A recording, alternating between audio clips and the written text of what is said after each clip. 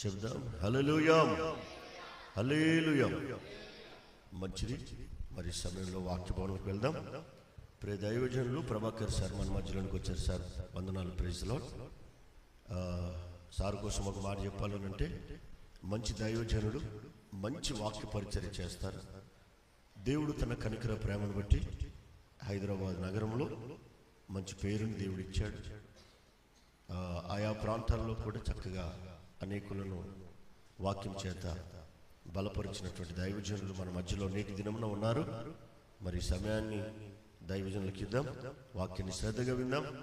చేతులు జోడిస్తున్నాను, కాస్త మన చిన్న బిడ్డల్ని జాగ్రత్త పెట్టుకుందాం. ఓకేనా?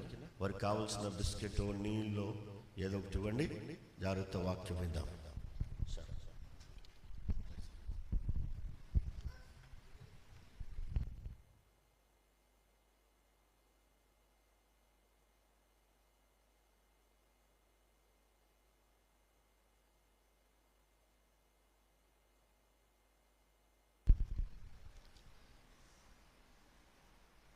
శ్రేష్టమైన దైవజనులు, స్థానిక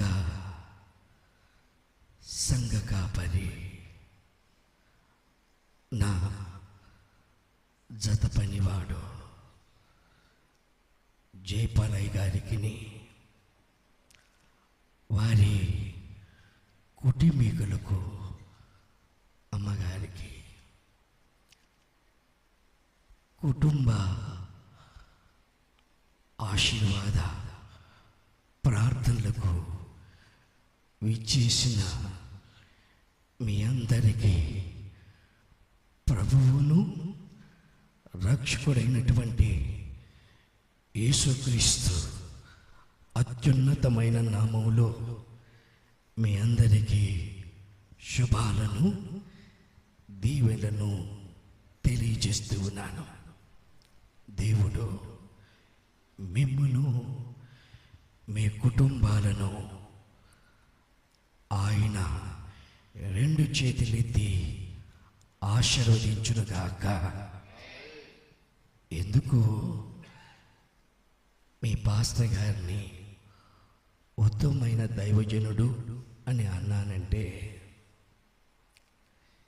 ఈ సంవత్సర ప్రారంభంలోనే కుటుంబాలు దీవించబడాలి, కుటుంబాలు ఆశీర్వదించబడాలి, అందుకు ఆత్మలో బలపడాలి, వాక్యాన్ని భుజించాలి అన్న ఉన్నతమైనటువంటి సంకల్పంతో 21 దినాలు మీకు ప్రార్థన ఏర్పాటు చేసినటువంటి దైవజనుడు, ఉత్తమమైన దైవజనుడు.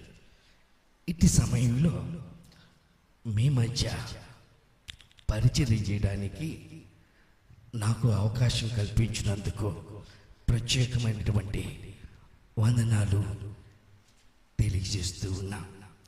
మీ అందరికీ మరోసారి మా జ్యోతినగర్ బ్యాప్టిస్ట్ చర్చ్ తరపున శుభాలను, నూతన సంవత్సర ఆశీస్సులను మెండుగా తెలియజేసుకుంటూ ఉన్నా. ఈ సమయంలో ఒక మాట చదువుకొని ప్రార్థనతో వాక్య పరిచయంలోనికి వెళ్దాం. యోబు గ్రంథము 8వ అధ్యాయము 5-6 వచనాలను చదువుతాను. ఒక్కసారి మీరు జాగ్రత్తగా పరిశీలించండి. బైబిల్ గ్రంథం లేని వారు ఆలకించవలసిందిగా మనవి. 5వ వచనం ప్రారంభము. నీవు జాగ్రత్తగా దేవుని ఎదిగిన ఎడల, సర్వశక్తుడగు దేవుని బ్రతిమాలుకొని ఎడల, నీవు పవిత్రుడవై యథార్థవంతుడవైన ఎడల, నిశ్చయముగా నీయందు శ్రద్ధ నిలిపి నీ నీతికి తగినట్టుగా నీ నివాస స్థలమును వర్ధిల్లా చేయును. తల వంచుకుందాం, ప్రార్థన చేసుకుందాం. సకల ఆశీర్వాదాలకు కారణభూతుడా, నీ పాదాలకు వందనాలు, స్తుతులు, స్తోత్రాలు. బేతేల్ గాస్పల్ చర్చ్ కుటుంబ ఆశీర్వాద ఆరాధనలకు, ప్రార్థనలకు వచ్చిన ఒక్కొక్కరిని, ప్రతి ఒక్కరిని, ప్రతి కుటుంబాన్ని దర్శించు. నీ వాక్కుల చేత నన్ను, మమ్ము బలపరిచి దర్శించి దీవించమని యేసు శ్రేష్టమైన నామమున అడిగి వేడుకొని ప్రార్థన చేయుచున్నాము మా పరమ తండ్రి. ప్రియ దేవుని బిడ్డలారా, చదవబడిన లేఖన భాగాన్ని మనం జ్ఞాపకం చేసుకుంటే యోబు గ్రంథం. ఈ యోబు గ్రంథం బైబిల్ గ్రంథంలో మొట్టమొదటిగా రాయబడినటువంటి గ్రంథం.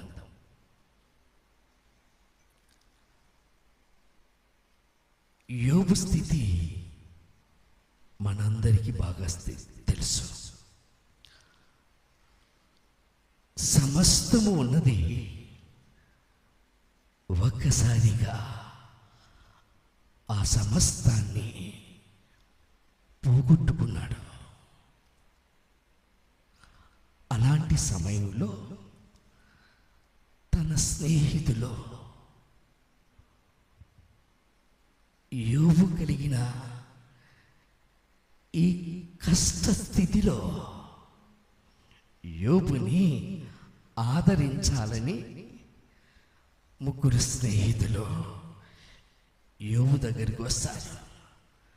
వచ్చి ఆయన్ని దర్శించడానికి కూడా ఆయన స్థితిని చూచి కొద్ది దినాలు దూరంగానే ఉండి ఆ తర్వాత యోబు దగ్గరికి వెళతారు.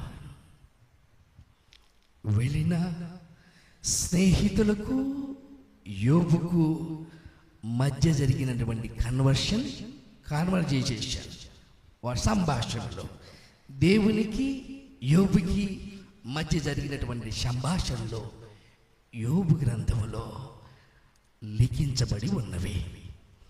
ఈరోజు మనం చదువుకున్నటువంటి లేఖన భాగంలో యోబు గ్రంథం 8వ అధ్యాయం 5-6 వచనాల్లో ఏమంటాడంటే, సర్వశక్తుడగు దేవుని బ్రతిమాలుకుని ఎడల, సర్వశక్తుడగు దేవుని బ్రతిమాలుకుని ఎడల నీ నీతికి తగ్గట్టుగా నీ నివాస స్థలమును వర్ధిల్లా చేయను. ప్రియా దేవుని ప్రజలారా, ఈ 2025వ సంవత్సరంలో మీ నివాస స్థలాలు, మీ కుటుంబాలు ఆశీర్వదించాలి అన్నటువంటి ప్రధాన ఉద్దేశంతోనే మీ పాస్టర్ గారు ఈ కూడికలను ఏర్పాటు చేశారు. నీ నివాస స్థలము వర్ధిల్లాలి, దీవించబడాలి, ఆశీర్వదించబడాలి అనంటే నీవు, నేను, మనందరము సర్వశక్తిమంతుడైనటువంటి దేవుని బ్రతిమాలు కొనాలట. బ్రతిమాలు కొనాలి. ప్రియ దేవుని బిడ్డలారా, ఎవ్వరము కమాండ్ చేయకూడదు. దేవుణ్ణి కమాండ్ చేసేటువంటి శక్తి, సామర్థ్యం మానవులైన మనకు లేదు. మనం నిత్యము ఆ దేవదేవుని బ్రతిమాలు కొనాలి. ఎవరు ఆ దేవదేవుడు అంటే లేఖనాలు చెప్తున్నటువంటి మాట, సర్వశక్తుడు. సర్వశక్తుడు, God is L షదాయ్, all mighty. సర్వశక్తి ఎంత ఆల్మైటీ అని అంటే, ఆయన ఒక సందర్భంలో అంటాడు, అబ్రహాముకు ఈ రాళ్ల వల్ల పిల్లలను పుట్టించగల శక్తిమంతుడు. ఈ రాళ్ల వల్ల పిల్లలను పుట్టించగలిగినటువంటి శక్తిమంతుడైనటువంటి దేవుని నీ కుటుంబము, నా కుటుంబము, మన కుటుంబాలన్నీ ఆశీర్వదించబడాలి అంటే ఆ దేవుని సన్నిధికి వచ్చినటువంటి నీవు నేను ఆ దేవుని బ్రతిమాలు కొనాలి. ఎలాంటి దేవుడు ఆ దేవుడు? ఎలాంటి దేవుని నీవు నేను బ్రతిమాలు కొనాలి అంటే, ప్రే దేవుని బిడ్డలారా, ఒక్కసారి మనం యోబు గ్రంథము 35వ అధ్యాయము 13వ వచనాన్ని ఒక్కసారి మనం చదువుకుందాం. యోబు గ్రంథము 35వ అధ్యాయము, నిశ్చయముగా దేవుడు నిరర్థకమైనటువంటి మాటలు చెవిని పెట్టడు, సర్వశక్తుడు వాటిని లక్ష్య పెట్టడు. దేవుని బిడ్డలారా, దేవుని సన్నిధికి వచ్చి దేవుని ఆశీర్వాదాల కోసం ఎదురు చూస్తున్నటువంటి వారలారా, ఈ 2025వ సంవత్సరంలో నీవు నేను దీవించబడాలి, ఆశీర్వదించబడాలి అంటే ఆ సర్వశక్తిమంతుడైనటువంటి దేవుడు నీ నా నిరర్థకమైనటువంటి మాటలను లక్ష్య పెట్టేవాడు కాడు. మనం తెలుసుకోవాలి. మొదటి విషయం ఏంటి? నిరర్థకమైనటువంటి మాటలు. దేవుని మందిరంలోకి వచ్చిన మనం, మీకు ఒక విషయం చెప్తాను. ఒకే మందిరంలోనికి ఒకే సమయంలోనికి ఇద్దరు వ్యక్తులు వచ్చారు. ఇద్దరు వ్యక్తులు ప్రార్థన చేశారు. అయితే ఒక వ్యక్తి ప్రార్థనను దేవుడు అంగీకరించాడు, మరొక వ్యక్తి ప్రార్థనను దేవుడు నిరాకరించాడు. కారణం బైబిల్ గ్రంథంలో మనందరికీ బాగా తెలిసినటువంటి వ్యక్తులు లూకాసు వార్త 18వ అధ్యాయంలో ఉన్నారు. తీబడి వారిలో ఒకరు పరిసయ్యుడు, రెండవ వారు సుంకరి. బిడలారా, పరిసయ్యుడు వారు సెపరేటెడ్ పీపుల్స్. వారు అనుకుంటారు మేము ప్రత్యేకమైనటువంటి వారము, దేవుని చేత పిలువబడినటువంటి వారము, ఏర్పాటు చేయబడినటువంటి వారము. నిజమే, వారి వేష భాషలు కూడా చాలా డిఫరెంట్, సపరేట్గా ఉంటాయి. ఆ వ్యక్తి వచ్చి ప్రార్థన చేస్తున్నాడు, అయ్యా నేను దశం భాగం ఇచ్చానయ్యా, నేను వారంలో 2 రోజులు ఉపవాసం ఉంటున్నానయ్యా. ప్రత్యేకంగా అదిగో అక్కడున్నాడే ఆ సుంకరి వంటి వాడను, ఆ దళితుడను, ఆ అన్టచబుల్ పీపుల్ను నేను కానయ్యా. బీసీ వర్గానికి చెందిన వాడను కాదు, నేను ప్రత్యేకమైనటువంటి వాడను. భాగాలు ఇస్తున్నాడేమో కానీ తన జీవితాన్ని దేవునికి అప్పగించుకోలేదు. కానీ సుంకర్లంటే ట్యాక్స్ కలెక్టర్స్, పన్నులు వసూలు చేసేటువంటి వారు. వారు వాస్తవంగా వీరంటే వారికి పడదు. ఎందుకంటే ఆనాటి రోమా ప్రభుత్వ ప్రతినిధులుగా ఉండి వీరి దగ్గర ట్యాక్స్ వసూలు చేసి వారికి కప్పం కడుతున్న సమయం పరిస్థితుల్లో 100 రూపాయలు ట్యాక్స్ అయితే 200 వసూలు చేసేటువంటి వారు, 100 రూపాయలు రోమా ప్రభుత్వానికి ఇచ్చేవారు, 100 రూపాయలు ఇల్లు దాచుకునేటువంటి వారు. వాళ్ళు కూడా ధనవంతులే. జక్కయ్యను చూస్తే బాగా ధనవంతుడు, వీళ్ళు ధనవంతుడు.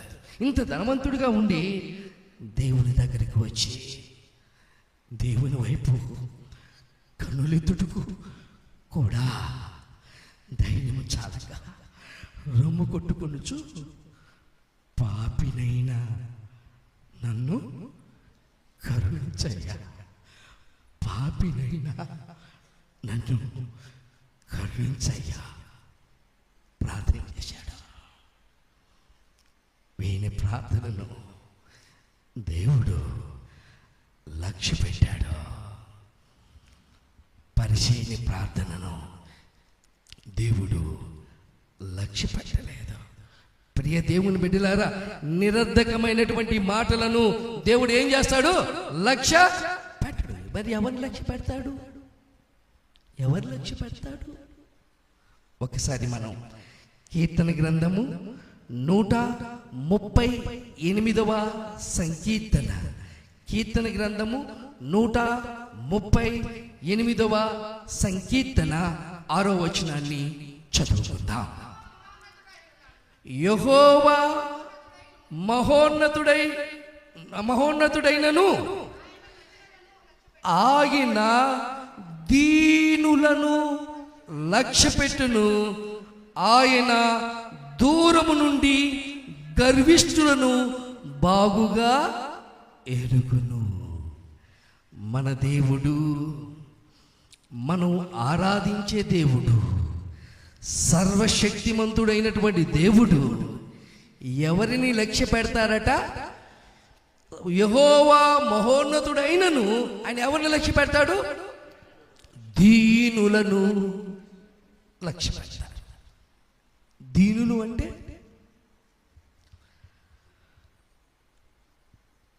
డిపెండింగ్ ఆన్ గాడ్ ఎవ్రీథింగ్, ఏదైనా సమస్త విషయాల్లో దేవుని మీద ఆధారపడేటువంటి వారు.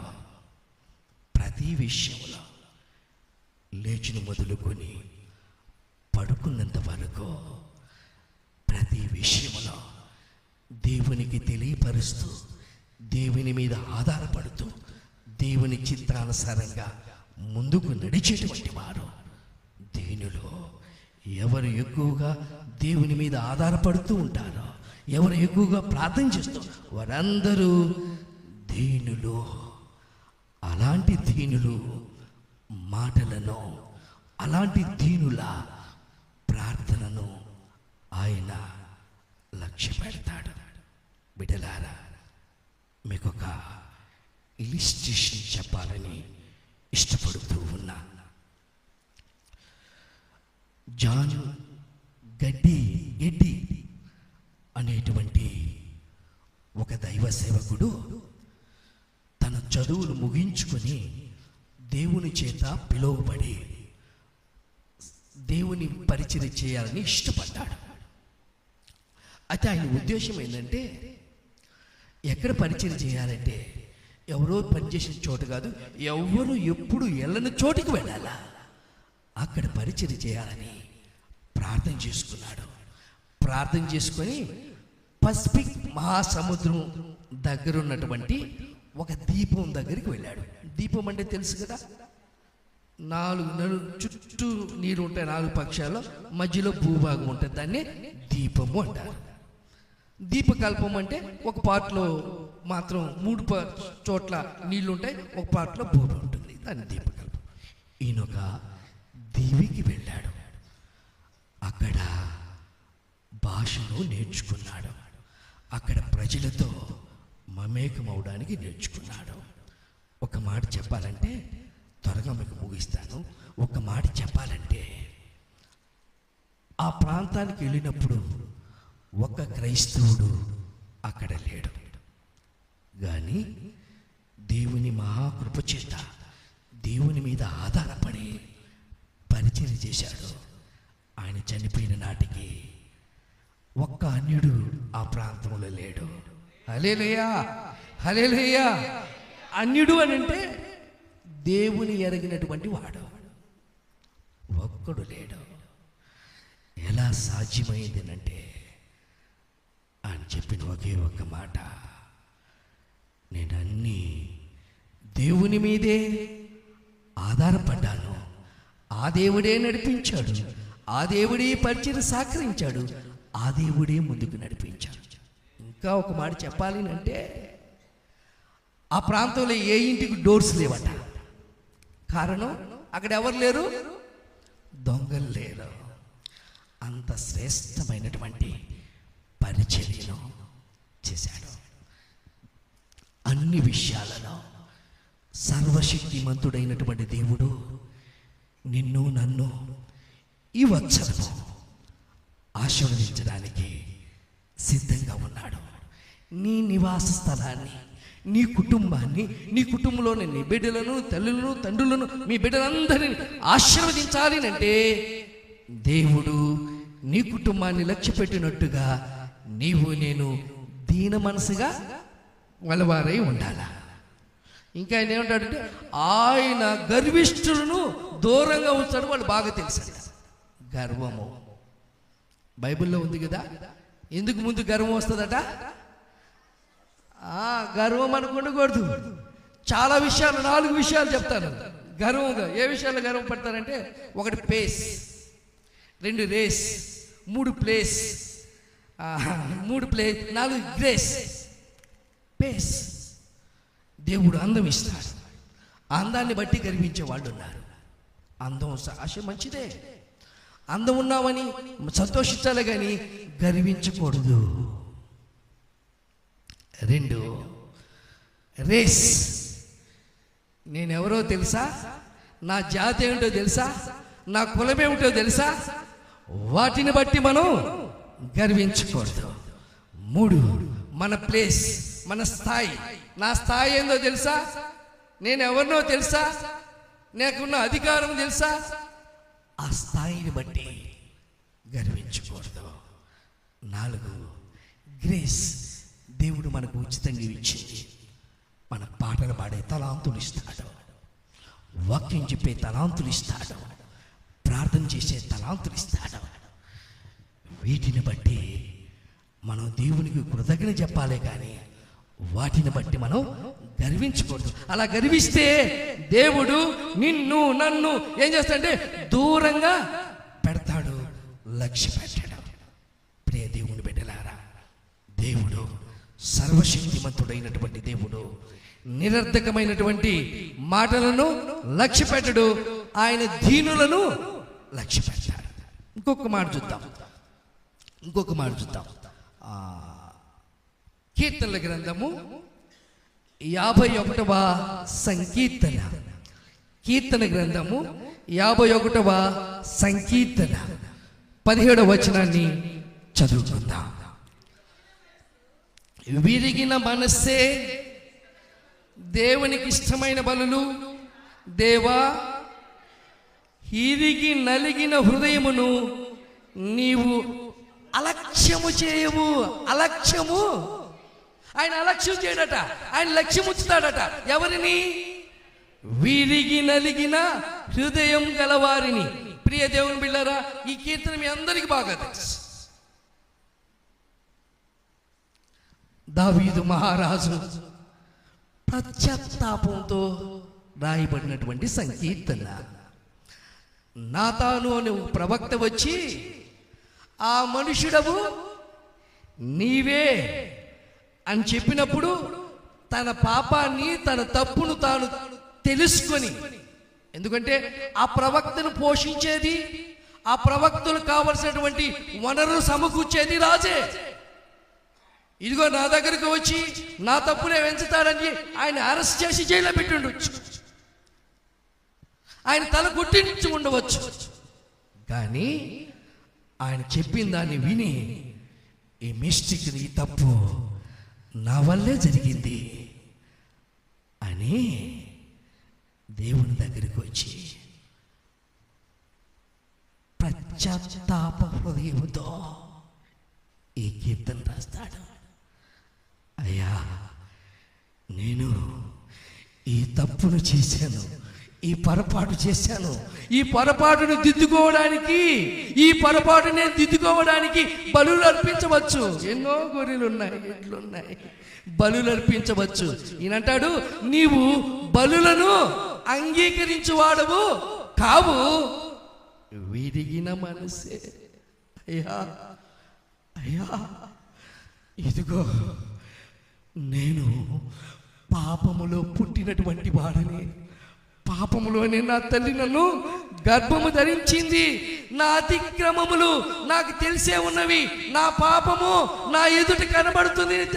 చేసినటువంటి తప్పు నా ఎదుట కనబడుతుందయ్యా, ఈ తప్పును క్షమించయ్యా అని విరిగి నలిగిన హృదయంతో పశ్చాత్తాపంతో ప్రార్థన చేశాడు.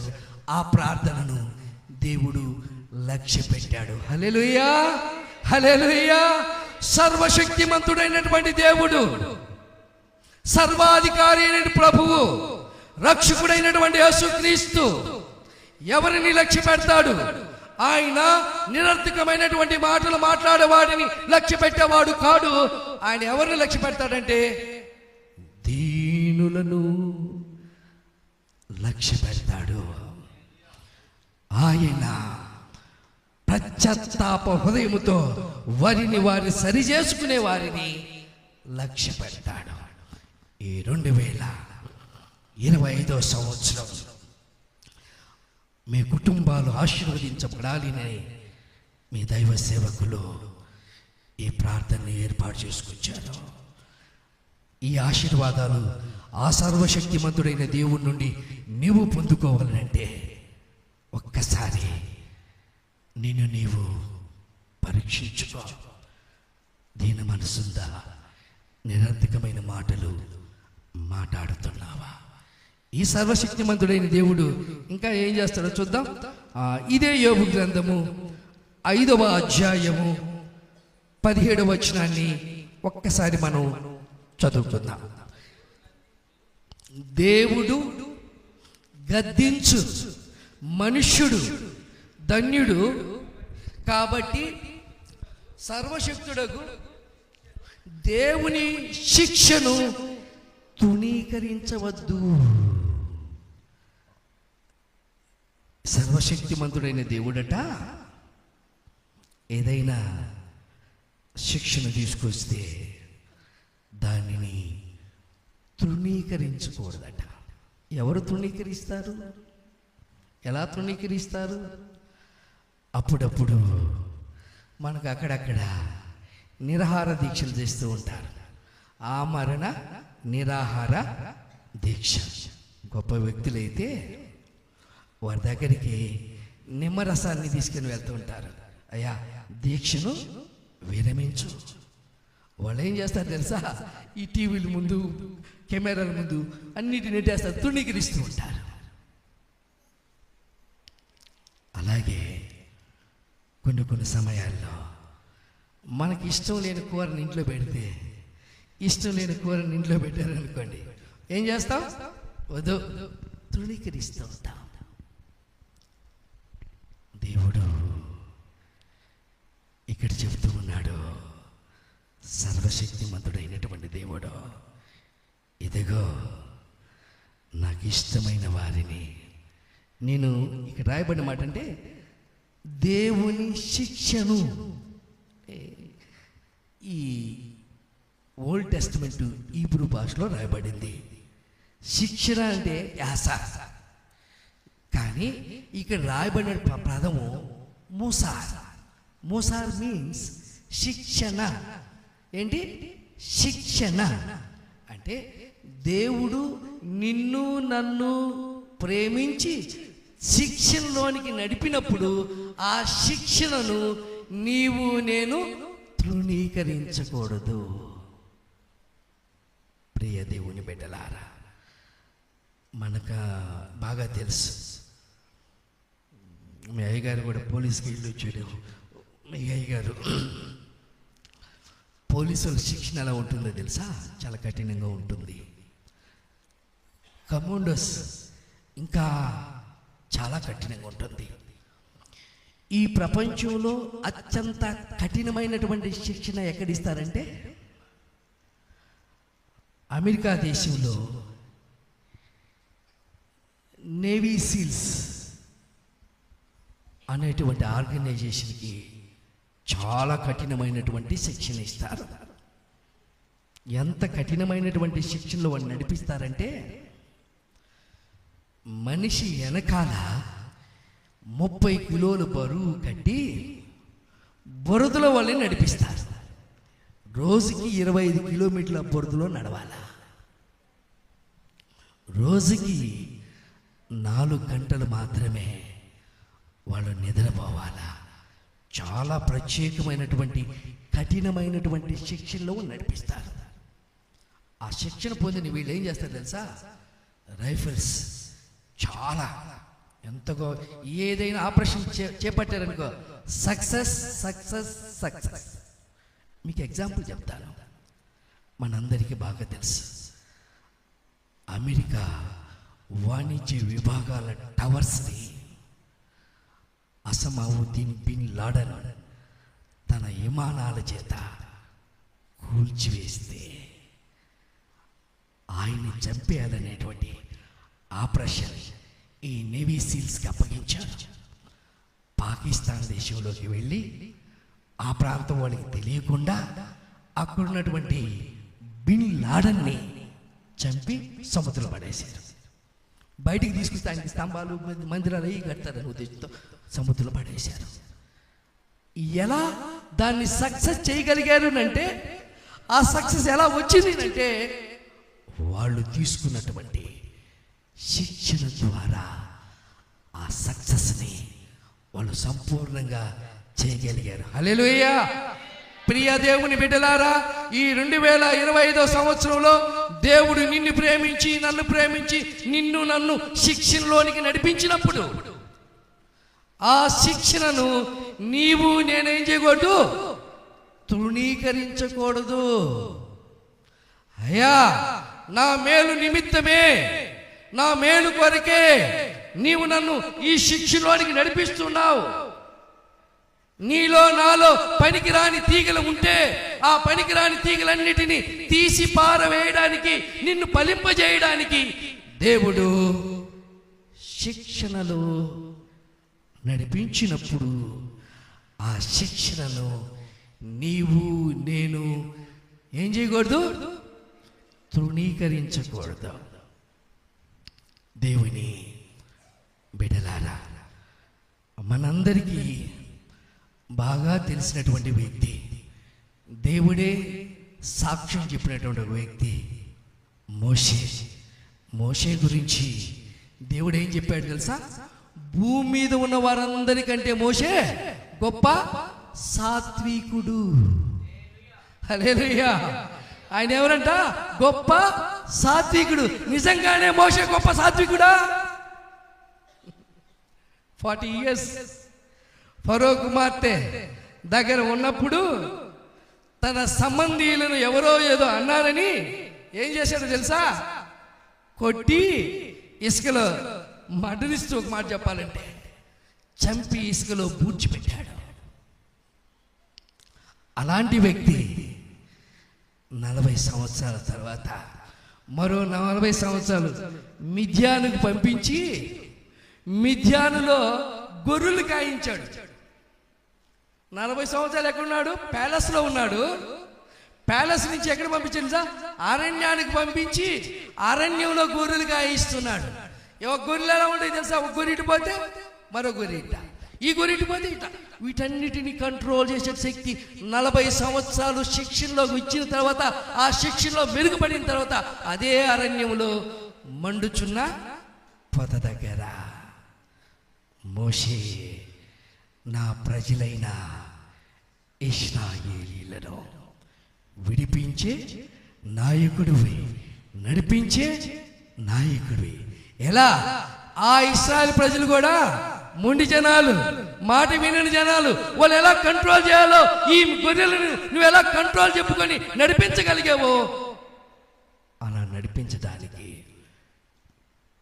శిక్షణలో మోషేను నడిపించాడు. ప్రియ దేవుని బిడ్డలారా, దేవుడు ఒకవేళ అలాంటి శిక్షణలో సర్వశక్తిమంతుడైనటువంటి దేవుడు నిన్ను నన్ను నడిపిస్తూ ఉంటే, ఆ శిక్షణను నీవు నేనేం చేయకూడదు? తృణీకరించకూడదు. ఎందుకు శిక్షణ ఇస్తాడు ఒకసారి చూద్దాం. హెబ్రీయులకు రాసిన పత్రిక 12వ అధ్యాయం, అపోస్తుడైనటువంటి పౌలు హెబ్రీయులకు రాసిన పత్రిక 12వ అధ్యాయము 10వ వచనాన్ని చదువుకుందాం.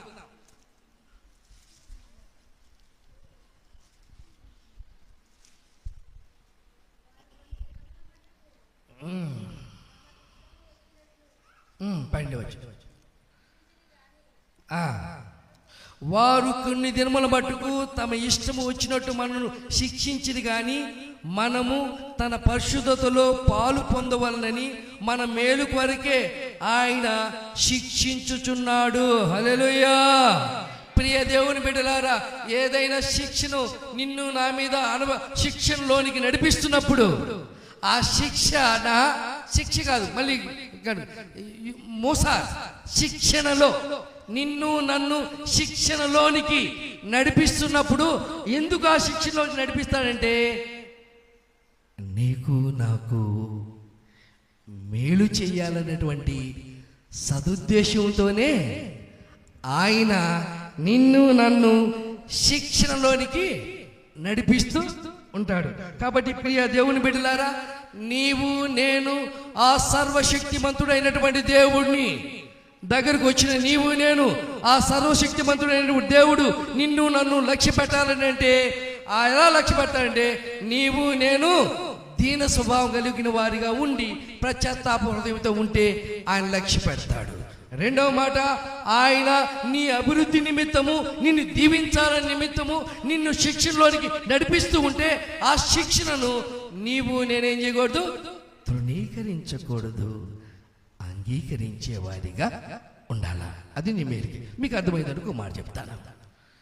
ఒకసారి ఒక యవనస్తుడు, అయ్యా నాకు శ్రేష్టమైన బలం కావాలయ్యా అని అడిగాడు. ఏం కావాలి? బలం కావాలి అన్నాడు. ఆ బలం కావాలంటే మీ ఇంటి ముందు ఒక కొండ ఉంది చూడు అన్నాడు. ఉంది సార్. అయితే ఒక పని చేయి, రోజు ఉదయము సాయంత్రము ఆ కొండని నెట్టేయి అన్నాడు. 3 నెలలు నెడుతూ ఉన్నాడు. 3 నెలలు అయింది. మళ్ళీ దేవుని దగ్గరికి వెళ్ళాడు.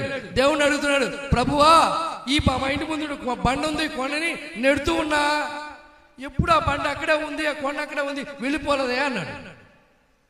దేవుడు అన్నాడు, నా బిడ్డ ఆ కొండ అక్కడి నుంచి వెళ్ళిపోదని నాకు తెలియదా? నాకు తెలిసిన ఆయన ఒక్కసారి నీ షర్ట్ ఇప్పి నీ కండరాలు చూసుకో అన్నాడు. ఇప్పుడు షర్ట్ ఇప్పి కండరాలు చూస్తే ఎలా ఉన్నాయి? బాగా బిల్డింగ్ అయిపోయి కండరాలన్నీ బలిసిపోయి దృఢంగా తయారయ్యి. ప్రియ దేవుని బిడ్డలారా, దేవుడు నిన్ను శిక్షణలోనికి నడిపిస్తే నిన్ను దీవించడానికి, బలం ఇవ్వడానికి, ఆత్మీయ బలాన్ని అభివృద్ధి చేయడానికే నిన్ను శిక్షణలో నడిపిస్తాడు, కానీ నిన్ను తృణీకరించడానికి కాదు. కాబట్టి ఆ శిక్షణలో నడిపించినప్పుడు నీవు నేనేం చేయాలా? తృణీకరించకూడదు. మూడవ మాట, ఇంకొక మాట చూపించి ప్రార్థన చేసుకుందాం. ఒక్కసారి మనం ఇదే యోబు గ్రంథము 27వ అధ్యాయము, యోబు గ్రంథము 27వ అధ్యాయము 11వ వచనాన్ని చదువుకుందాం. యోబు గ్రంథము, దేవుని హస్తము దేవుని హస్తమును గూర్చి నేను నీకు ఉపదేశము చేసేదను, సర్వశక్తుడు చేయు క్రియలను నేను దాచిపెట్టను. యోబు వచ్చేసాడు, చివరికి వచ్చేసాడు. ఏమంటున్నాడంటే, దేవుని హస్తాన్ని గురించి నేను ఉపదేశిస్తానయ్యా, ఆ సర్వశక్తుడు చేసేటువంటి క్రియలను నేను దాచిపెట్టను, తెలియపరుస్తానంటూ ఉన్నాడు. అంటే ఇందులో ఏం చెప్పాలని నేను ఇష్టపడుతున్నానంటే, సర్వశక్తిమంతుడైన దేవుడు ఎవరయ్యా అంటే క్రియలు చేసే దేవుడు. ఏం చేస్తాడు? క్రియలు చేస్తాడు. ప్రియ దేవుని బిడ్డలారా, నీవు నేను ఆ సర్వశక్తిమంతుడైన దేవుడు పనులు చేస్తూ ఉంటే, నీవు నేను దేవుడిచ్చినటువంటి శక్తిని బట్టి, దేవుడిచ్చిన సామర్థ్యాన్ని బట్టి పని చేసేవారిగా ఉండాలి. పనివాడు జీతమునకు పాత్రుడు. ఇంకా బైబిల్ గ్రంథంలో ఉంది, పని చేయకపోతేట ఆ రోజు భోజనం కూడా ఖచ్చితంగా పని చేయాలి.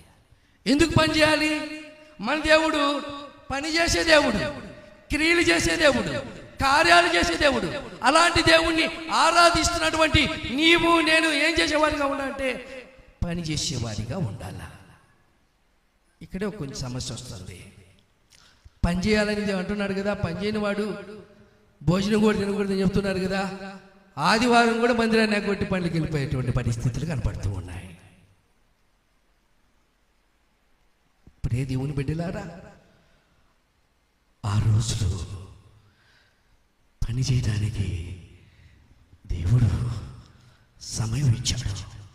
మళ్ళీ 7వ రోజు నువ్వు దేవుని సన్నిధిలో కూర్చోగలిగితే, దేవుని సన్నిధికి రాగలిగితే, దేవునితో ప్రార్థన చేయగలిగితే, ఆ తర్వాత వచ్చే మరో 6 రోజులు చేయడానికి శక్తిని, సామర్థ్యాన్ని, బలాన్ని దేవుడు నీకు అనుగ్రహిస్తాడు. కానీ పరిస్థితులు ఎలా అయిపోయినాయంటే ఆదివారం కూడా మందిరాన్ని కొట్టి పనులకు వెళ్ళేటువంటి స్థితి కనబడుతూ ఉంది. ప్రియ దేవుని బిడ్డలారా, ఆదివారం మందిరంలోనికి రాకపోతే, ఆదివారం ప్రార్థనకి నువ్వు చేయకపోతే, దూరంగా ఉంటే నువ్వు డేంజర్లో ఉన్నావన్న విషయాలను గ్రహించేవారిగా ఉండాలా. సర్వశక్తిమంతుడైనటువంటి దేవుడు ఏమంటా అంటే, పగలున్నంత, ఆయన ఒకసారి చెప్తాడు, పగలున్నంత వరకు ఏం చేయాలా? పని చేయాలా. అంటే పగలున్నంత వరకు పని చేయాలంటే రాత్రి అని కదా దాని ఉద్దేశం. దేవుడు నీకు పని చేసే అవకాశం ఇచ్చినంత వరకు పని చేయాలి. దేవుని కొరకు నువ్వు పని చేయాలి, దేవుని పని నువ్వు చేయాలి. ప్రియ దేవుని బిడ్డలారా, ఒకవేళ నీకు పాటలు పాడే స్థితి, ప్రార్థన చేసే స్థితి ఉంటే, ఆ సమయంలో నీవు ఎప్పుడు పాటలు పాడే స్థితి నీకు ఉంటుందో ఆ సమయాన్ని నిరర్ధకం చేయకూడదు. ఆ సమయంలో నువ్వు దేవుని కోసం పనిచేసేవాడిగా ఉండాలి. దేవుని పని నీ పని కన్నా ఉన్నతంగా చేసేవాడిగా ఉండాలా. ఎందుకంటే సర్వశక్తిమంతుడైన దేవుడు క్రియలు, కార్యాలు చేసేటువంటి దేవుడు. ఒక్కసారి ఈ మాట చూపించి మనం ప్రార్థన చేసుకుందాం. దేవుని పరిశుద్ధ గ్రంథములో నుండి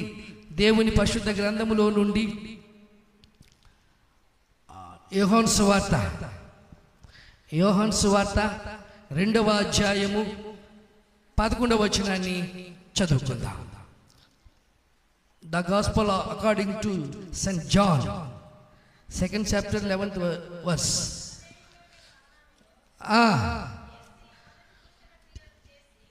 యేసు ఏం చేశాడంట?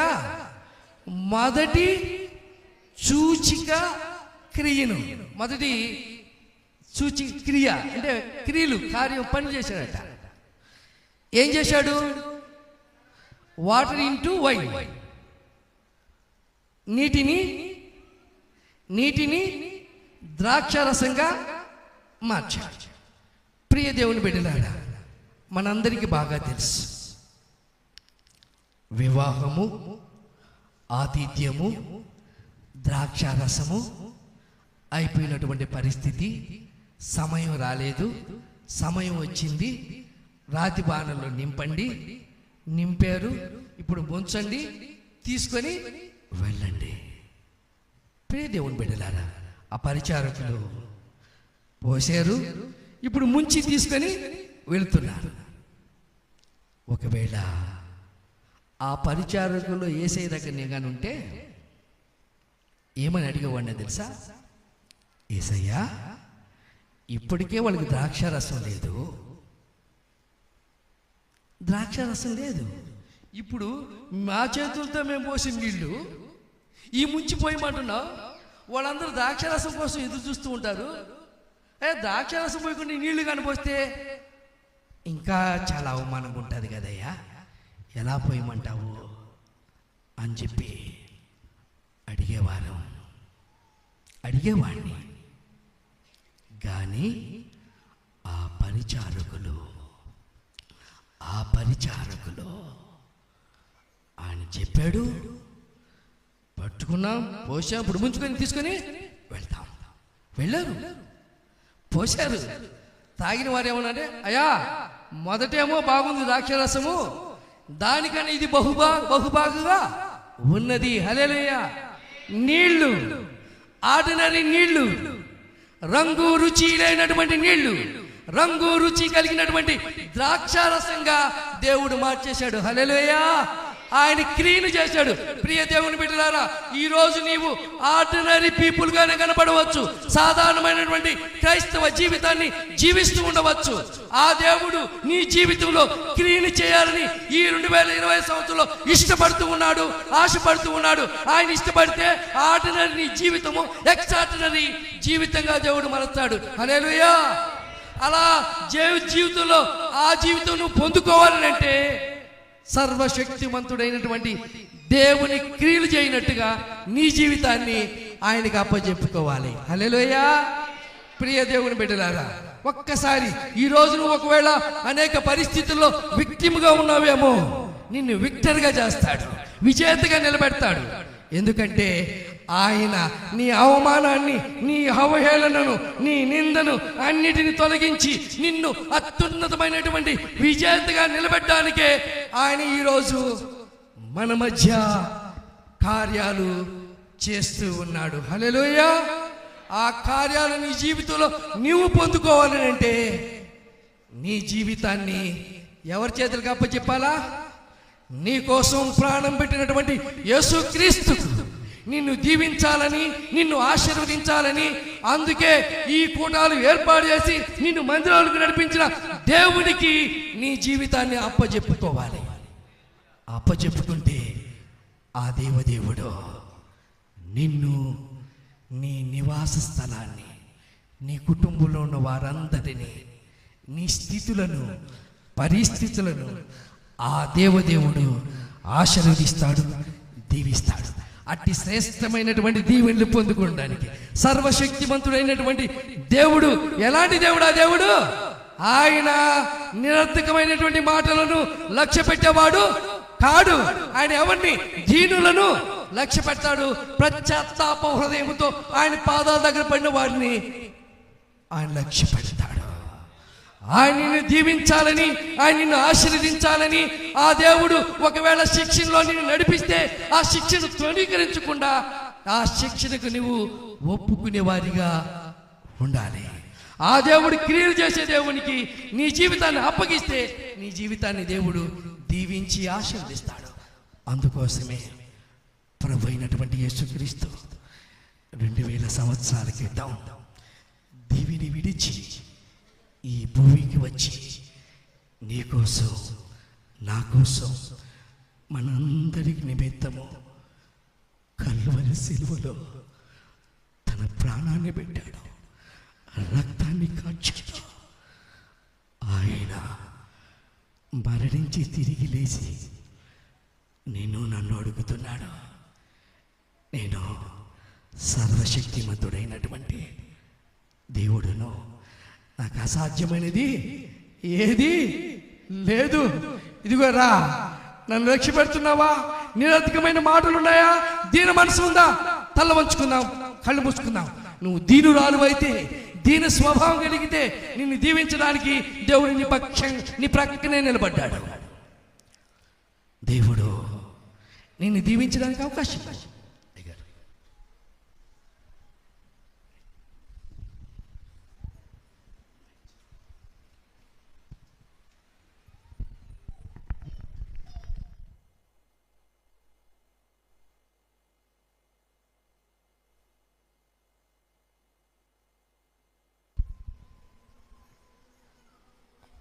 స్తోత్రం.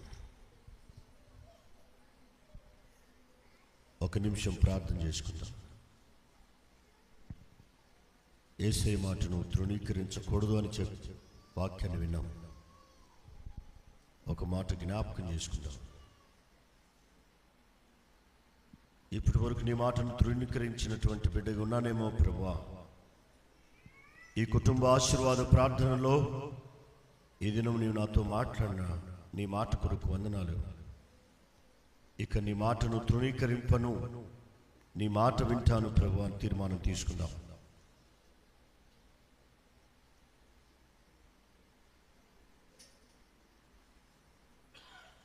మా ప్రేమ నమ్మకము కలిగిన మా ప్రియ పరలోక తండ్రి, మా రక్షకుడు నీ ప్రియ కుమారుడైన యేసుక్రీస్తు ప్రభుల వారి నామములో మీకు వందనాలు తెలియజేస్తూ ఉన్నాం. కుటుంబ ఆశీర్వాద ప్రార్థనలు నీ కుటుంబమును, నిన్ను, నీ బిడ్డలను దీవిస్తాను, ఇదిగో నా మాట తృణీకరించకు అని చెప్పావు. స్పష్టంగా, సూటిగా మాలో ప్రతి ఒక్కొక్కరితో మీరు మాట్లాడారు. మీ మాట కొరకు స్తోత్రం చెల్లిస్తున్నాం.